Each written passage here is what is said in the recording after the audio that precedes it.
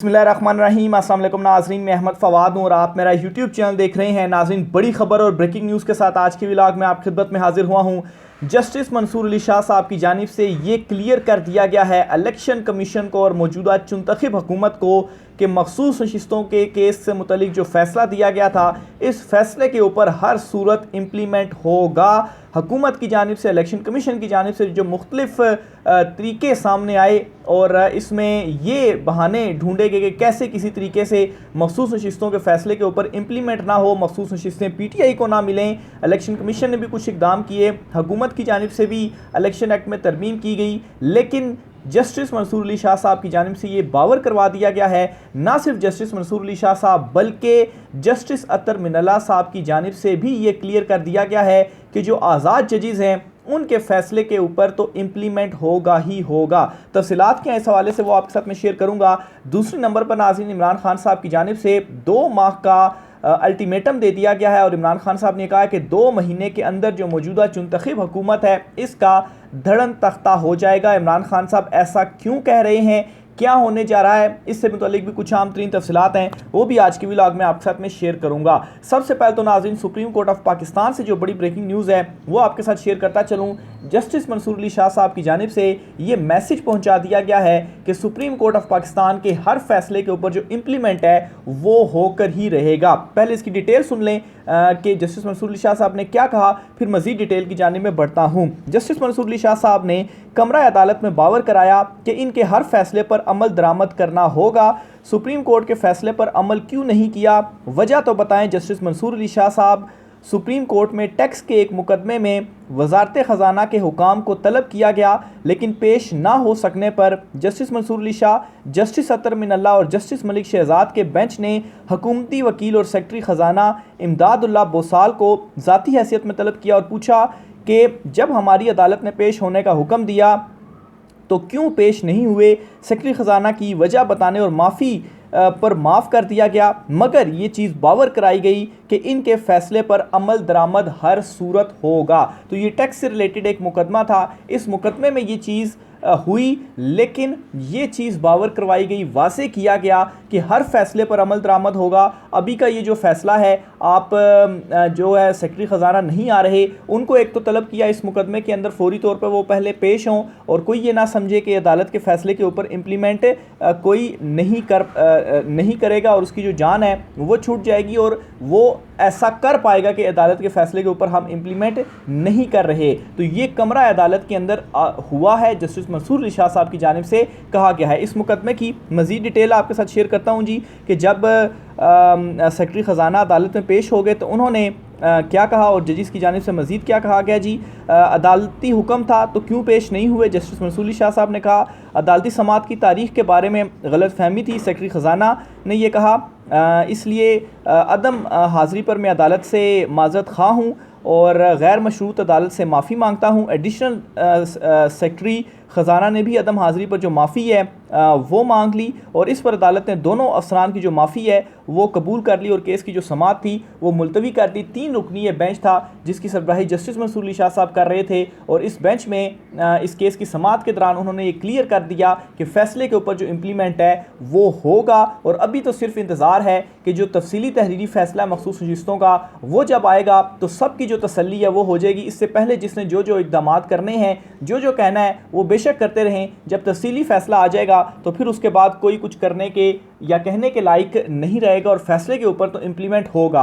अब बात करता हूँ जस्टिस अतर मिनल्ला साहब की। जस्टिस अतर मिनल्ला साहब की जानिब से भी यही बात कही गई। आपको याद होगा कि कुछ रोज़ कबल एक कोई कॉन्फ्रेंस वगैरह थी लंदन में, वहाँ पर जस्टिस अतर मिनल्ला मौजूद थे और वहाँ उस तकरीब वगैरह से जो खिताब है जस्टिस अतर मिनल्ला साहब की जानिब से वो किया गया और इन्होंने उस खिताब में भी ये कहा कि आज़ाद जजों के फ़ैसले के ऊपर अमल दरामद करने की ज़रूरत नहीं होती, इस पर जो अमल दरामद है वो होता है। आज़ाद जजिस का लफ्ज़ जस्टिस अतर मिनल्ला साहब ने इस्तेमाल किया, यानी कि एक तो वो 8 जजिस के हवाले से, अपने हवाले से, जस्टिस मंसूर अली शाह साहब के हवाले से अगर इसको थोड़ा सा मज़ीद कुरेदा जाए तो वो कह रहे हैं जी कि हम आज़ाद जजिस हैं और हमने जो फ़ैसला दिया है उसके ऊपर ये नहीं होगा कि जो है वो ज़रूरत इस बात की पड़े कि उसके ऊपर अमल दरामद किया जाना चाहिए, बल्कि उसके ऊपर अमल दरामद होगा। ये कोई ना सोचे कि उसके ऊपर अमल दरामद करने की ज़रूरत है या नहीं है, या फिर इस तरीके से आप देख लें कि जो 2 जजेस की जानिब से नोट लिखा गया, एक तरहीब दी गई, तो ये तमाम तर जो मामला थे सिर्फ और सिर्फ रोकने की कोशिश थी जी कि मखसूस नशिस्तें किसी तरीके से पाकिस्तान तहरीक इंसाफ को जो हैं वो ना मिले। इसी तरीके से हुकूमत की जानिब से जो इलेक्शन एक्ट में तरमीम की गई, इस तरमीम का भी बज़ाहिर जो मकसद था वो यही था कि जो सुप्रीम कोर्ट ने फ़ैसला दिया, इस फ़ैसले को किसी तरीके से गैर मौसर किया जा सके, लेकिन इन तरामीम के बाद भी इलेक्शन एक्ट में गैर मौसर नहीं किया जा सकता, और इन तरामीम के बाद ही ये जो मैसेज है वो जस्टिस मंसूर अली शाह साहब की जानिब से दिया गया। और ये जो बेंच था वो जस्टिस मंसूर अली शाह, जस्टिस अतर मिल्ला और जस्टिस मलिक शहजाद अहमद, ये 3 रुकनी बेंच था जिसने इस केस में ये जो है वो वाज़े कर दिया कि जो फ़ैसला है उसके ऊपर इम्प्लीमेंट होगा, चाहे इलेक्शन कमीशन कहे जी कि फ़ैसला समझ से बालातर है, या जजेस जो है वो कोई नोट लिखें। नोट की कोई ऐसी कानूनी हैसियत नहीं है कि उस नोट के ऊपर इम्प्लीमेंट हो। इम्प्लीमेंटेशन तो जो अक्सरियती फ़ैसला है उसी फ़ैसले के ऊपर होता है। फिर इसी तरीके से सुप्रीम कोर्ट के अंदर जो मामलात चल रहे हैं, जजिस कमेटी के जो मामलात हैं, इन मामलात में भी जस्टिस मंसूर अली शाह साहब और जस्टिस मुनीब अख्तर जो हैं, बहुत सारी चीज़ों में हमने देखा कि वो एक साइड पर हैं और चीफ जस्टिस काजी फ़ाइज़ ईसा जो हैं वो दूसरी साइड पर हैं, और इस मामले में भी काजी साहब जो हैं वो तनहा रह चुके हैं। जजिस कमेटी के मिनट्स हों वो भी 2 तो जारी हो रहे हैं, और 2 जजेस बाद में ये फिर कह रहे हैं कि चीफ जस्टिस काजी फ़ाइज़ ईसा साहब ने मुकम्मल जो मिनट्स हैं वो जारी नहीं किए, तो अब हम मुकम्मल जो मिनट्स हैं वो जारी कर रहे हैं। अब चीफ जस्टिस काजी फ़ाइज़ ईसा ऐसा क्यों कर रहे हैं? इसके पीछे भी क्या कोई बदनीयती है कि क्यों मुकम्मल मिनट्स जारी नहीं हो रहे? आधी बात क्यों की जा रही है? ज़ाहिर सी बात है, आधी बात की जाए तो फिर उसका जो मतलब है वो कुछ और समझने वाला समझ सकता है। तो जो मुकम्मल बात होती है, किस कॉन्टेक्स्ट में बात की जा रही है, ये समझना बहुत ज़रूरी है। तो फिर इसी वजह से दोनों जजेस की जानिब से मुकम्मल जो मिनट्स से मीटिंग के वो जारी किए गए। फिर इसी तरीके से जजिस कमेटी का इजलास के हवाले से भी कहा जा रहा था कि कल इंपॉर्टेंट इजलास होने जा रहा है। वैसे आपको बताता चलूँ इन्फॉर्मेशन के लिए कि हर जुमेरात को ये शेड्यूल होता है जी कि जो जजिस कमेटी है, जजिस का इजलास होगा जिसमें केसेस को समाअत के लिए मुकर्रर करने और बेंचेस की तश्कील दी जाती है और तय किया जाता है कौन सा बेंच कौन सा केस जो है वो सुनेगा। लेकिन इसमें ऐसा होता है कि समटाइम 15 दिन बाद या समटाइम महीने बाद भी होता है और जुमेरात वाले दिन होता है। इसकी जो रीज़न है वो ये होती है कि अगर आप 1 हफ़्ते की कासेस जारी करते हैं तो फिर 1 हफ़्ते के बाद जुमेरात वाले दिन इजलास हो जाएगा, और अगर आप 15 दिन की करते हैं तो फिर 2 हफ़्ते के बाद इजलास हो जाएगा। महीने ही करते हैं तो महीने के बाद जो इजलास है वो हो जाएगा।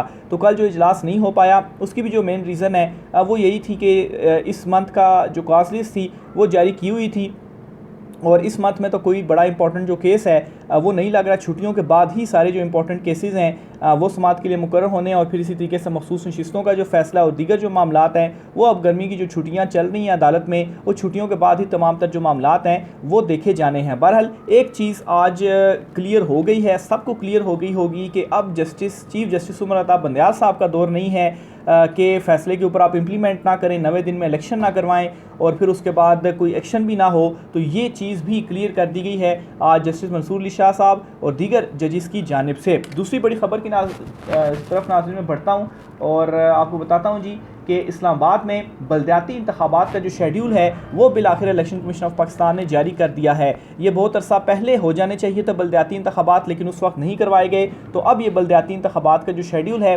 वो जारी किया इलेक्शन कमीशन ने। इस शेड्यूल की तफसीलात सामने रखता हूँ जी। पोलिंग 29 सितंबर को होगी, यानी कि इस्लामाबाद में 29 सितंबर को ये बलदियाती इंतखाबात होने जा रहे हैं, पोलिंग होने जा रही है। इंतखाबात के लिए कागजात नामजदगी 20 अगस्त तक जमा कराई जा सकेगी, यानी कि आज 9 अगस्त है तो 11 दिन है। जो भी इलेक्शन लड़ना चाहता है कागजात नामजदगी 20 अगस्त तक जमा करवा सकता है। उम्मीदवारों की लिस्ट 21 अगस्त को शाया की जाएगी। ये इलेक्शन कमीशन ऑफ पाकिस्तान ने जो शेड्यूल है वो जारी किया है, उसके मुताबिक ये डेट्स दी गई हैं। कागजात नामजदगियों की जांच पड़ताल 22 से 26 अगस्त तक की जाएगी, जबकि रिटर्निंग अफसरान के फैसलों के खिलाफ 26 से 29 अगस्त तक अपीलें दायर की जा सकेंगी।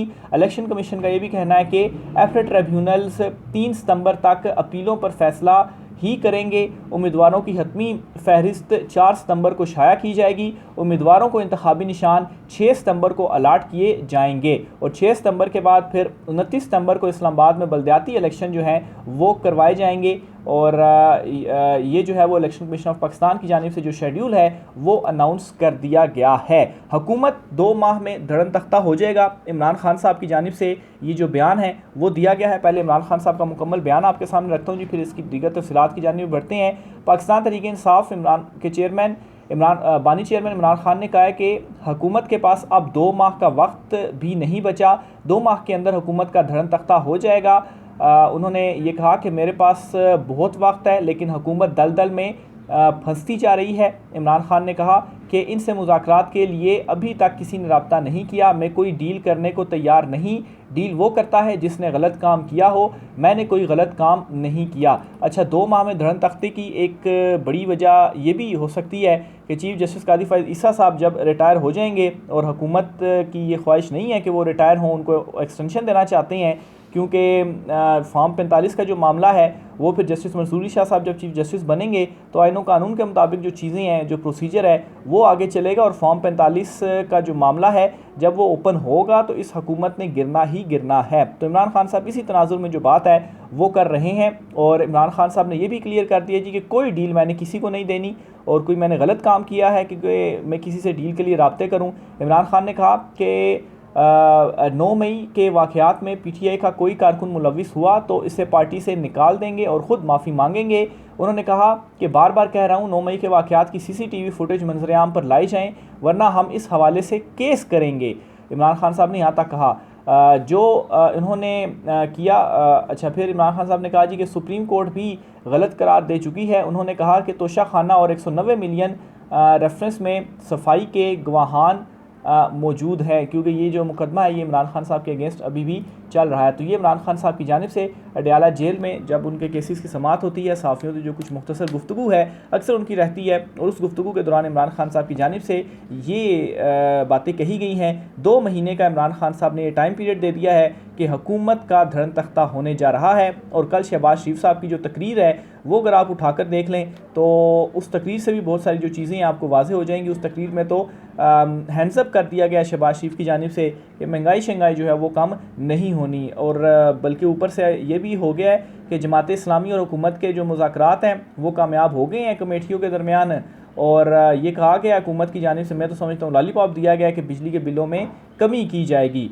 तो अभी तक कोई कमी हुई नहीं है, कितनी कमी की जाएगी ये भी किसी को पता नहीं है, बस मुआहदा हो गया कि कमी की जाएगी। और जमात इस्लामी ने फिर ये अपना धरना मौखर करने का ऐलान किया है। आज वो एक हतमी तकरीर करेंगे, खिताब करेंगे, और उसके बाद जो धरना है जमात इस्लामी का वो मौखर कर दिया जाएगा। और हुकूमत की जानिब से कह तो दिया गया है कि कमी करेंगे, अब कितनी कमी की जाएगी, कब कमी की जाएगी, कैसे कमी की जाएगी, इसके हवाले से कुछ भी हुकूमत की जानिब से क्लियर नहीं किया गया, लेकिन जो मुज़ाकरात हैं वो कामयाब हो गए हैं। आखिर में जी इमरान खान साहब से मुतल्लिक आज सुप्रीम कोर्ट ऑफ पाकिस्तान में एक मुकदमा था एक बच्ची की वल्दियत से मुतल्लिक, और इस केस में भी इमरान खान साहब का जो जिक्र है वो आया। और मैं समझता हूँ जी कि एक किस्म का ये भी एक बुग़्ज़ का आलम आप कह लें या तंज़िया आप कह लें कि इस हद तक जो चीज़ें हैं वो जा रही हैं जी कि इमरान खान साहब के हवाले से इस केस कुछ और था और उसमें भी इमरान खान साहब का तस्करा आ गया।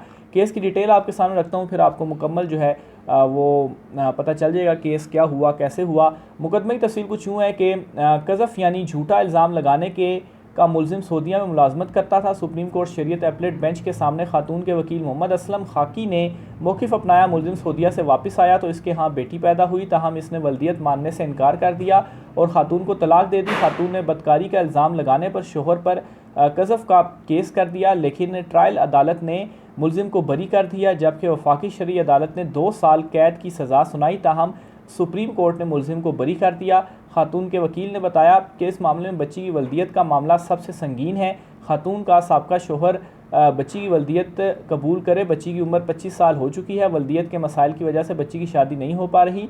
इस पर सुप्रीम कोर्ट के चीफ जस्टिस कादी फ़ाइज़ ईसा ने कहा कि इस बात का बच्ची की शादी से कोई ताल्लुक़ नहीं। अच्छा, बहरहाल जी ये इसी तरीके से आगे जो मामला है वो चलता रहा, और फिर आखिर में जी इस केस की समाअत के दौरान इमरान खान को जेल में मिलने वाली मराद का तस्करा भी हुआ।